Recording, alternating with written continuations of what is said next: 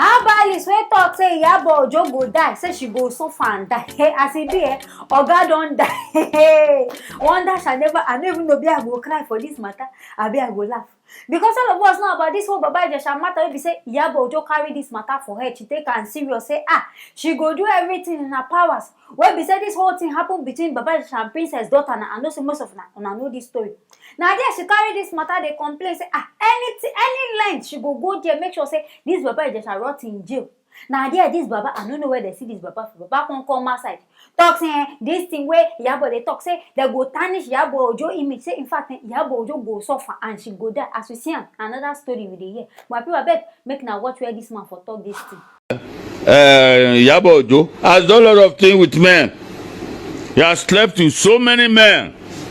Yes. He has slept with so many men. When his own judgment will come, it will come from God and will suffer. He will suffer and die. That Yabo Ojo will suffer and die. Watch him. Now, from here to Abuja. Where's he going at Abuja? What business does he have at Abuja? He's selling Toto. Toto Lon Takakiri. Because Baba Ijesha did not settle him and the other woman very well. That's why they use that one to tarnish him. They don't tarnish him, man. God will surely tarnish that Yabo Ojo. He will suffer. Watch it. But what she's fighting for is rights, in my own opinion, because he said she's fighting against child molestation. If he doesn't do all those wrong things in the presence of that lady, the young girl will not. Another watch Amabi, Baba don't die. Hey, this one I read back to the send. It means say back to the send that they really work. So you waiting say your life, you didn't die your care. You don't talk say a person go die. Now God chef don't come show you say, this one when you talk now just mere talking. Now him gonna be the power. See where you declare person say a person go die. I don't know because you wear juju for head, or you carry something for head. Now that one I make you come reason and say, you don't get power for this life. Now you alone I be the Baba. I just now all this one I they give you moral. Say Yabo Ojo they sleep around. Yes, I even reason this talk with this man talk. The talk never even make sense at all. Because if you look how old man like this, go they talk this kind of thing. Man, we don't go reach this age. We say you suppose even call these two people together, resolve this matter. Now you can't carry the matter, they talk. This one now it shows say power pass power. Because some people say they call the reason and say, maybe Yabo Ojo don't go do some kind of thing I make this man die. But I'm not sure it's the case. Maybe God don't already decide, say, okay, this man time don't reach. Coincidentally, now make an himself can go blab, go talk this kind of thing.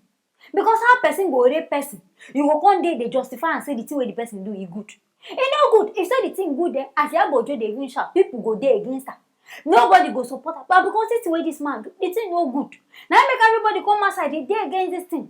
For you now, an old man like you to come outside, they talk this. I don't know, be na God, now I punish you on your own. No, I be maybe na your mouth, now I just go cover you. Maybe as you talk can now, devil, I be na God. I don't know who they there, they hear the thing. So as you talk and finish, you gonna say, okay, this one make I do about turn. As you talk and I think one turn back, I don't know, be na so the thing happen. But I beg this one we don't die. Now rest in peace, I will talk for your matter because now only God feel judge now. Waiting kill you, be na ya. I know sure say a hand dey inside, but if na she, we no know. But this one where you talk, I don't know how the thing even take happen for you. Be na your mouth or be na your juju, now go fail you now. But I hear this one, my people. I can't make her bring her. It means every person know the judge. Now God, now if he decide, you will go sit there say, you don't decide say, this one go die tomorrow. God, if just even change the story, say, okay, you will talk this thing, now you go die. So maybe people are beg, they careful. What till they talk? Maybe they careful about what till they talk. My people are beg, I hear this one. I can't make her bring and come, make na service na ear. Hear what they happen inside this Nigeria where we do. Anything in our film, make not forget to write them inside the comment section. Make not forget to like and also share this video. I'll go see you on for the next video. Lightning strike don't kill about 18 people inside India. As we gather our information, it talks say this place will be saying like tourist center, be all this kind of viewing center. Where the name na Amer Fort. This one they inside Jupel. Then idea people gather, they enjoy themselves, they begin take selfie. Before they go see lightning don't strike. I don't know behind the selfie now even attract the lightning because the lightning strike. Now anything before we go see people don't die. Some people say now out of fear as the lightning strike, fear catch them and they jump from this high place, go land. Why all that self now the lightning and just kill them. Now people are beg, make now follow me watch.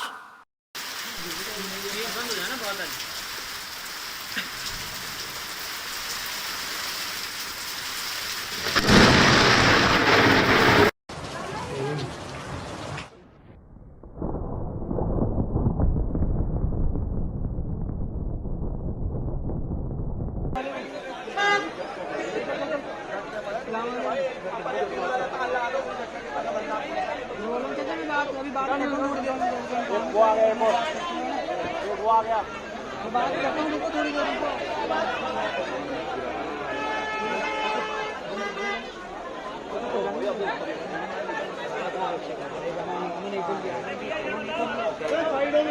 में भीड़ क्यों लगा रहे हो?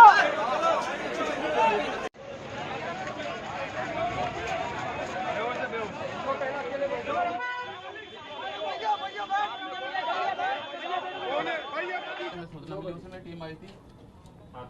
तो कितने लोगों को यहाँ से रेस्क्यू करके ले जा चुके हैं आप? कल यहाँ नाइट में हमने 16 बंदों को यहाँ से रेस्क्यू करके ले सकते हैं, जिनमें अभी भी आशंका है कि कुछ लोग फंसे हुए। Oh, this lightning, it just be like saying na the one wey we dey see inside film. E be like saying na Thor. Na him send this lightning come because I come surprise. But as you gather, they talk say inside India, in fact, 60% of their death e dey cause through lightning, and dey cause most of them their deaths. I come dey as una know say this kind period be na raining season and thunder dey always strike. Una sef na go dey cautious, na go reason say as we dey here, make thunder no just go strike just like that, make come keep person. And I go gather herself well, reason and go stay one place. But this one, I be like say this thunder even strong. Because you say as this thing even strikes, some building get one watchtower dey where they near that side, say the thing even crack. This one be like say na Amadioha, this one no even be thunder, this one pass thunder. Oh, na Amadioha na come this India. Because I dey surprise say how person, and we gotta say 7 children don die. Minus the adults wey don die for the 7 children, say more of children na even die for this whole thing. Wetin fit cause this thunder? This one fit be natural disaster, be na person. I want to say be na their gods, maybe their Indian gods na dey vex. And this one they say it happen for the northern states of India. Abeg, why be say the north side na bad things dey happen? Nigeria north, kasala dey there. India north sef, na there another thing sef come dey happen. But abeg my people, as una know say na rainy season na dey. If na see say rain dey fall, na make inside Nigeria, you go see say rain dey fall. Person go don rush carry cloth go cover im mirror, abi go carry im mirror face back, because you dey always hear this one no be superstition, so you go hear say sometimes the lightning fit go affect this thing. So I sure say all this one join na make they dey always cover this thing. So abeg Indian people, if una no know, as I dey talk this one, I make una dey learn say if thunder don dey strike, e fit trigger something. And as una dey use una phone at that time, your phone fit even dey very dangerous, especially when the lightning go dey attack am. So something na go lead to something na go cause this whole death now wey be say people come die.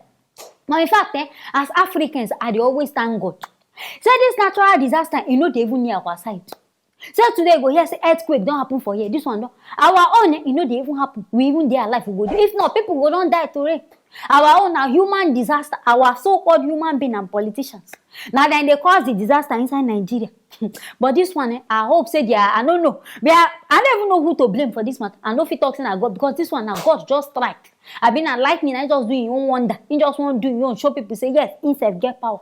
But I beg God, people who don't they see this, way don't know say this thing now a regular occurrence, making a day careful. If the thing don't, before you go even strike, don't jackpot, enter your room, go hide, stay for one place. Maybe we no come to hear another story that touch you, so say something don't do. My people, I hear this one inside India. I want to make a bring and come, making a service in our ear. Hear what they happen. Make and don't forget to comment, like, and also share this video. I go see you now for the next video.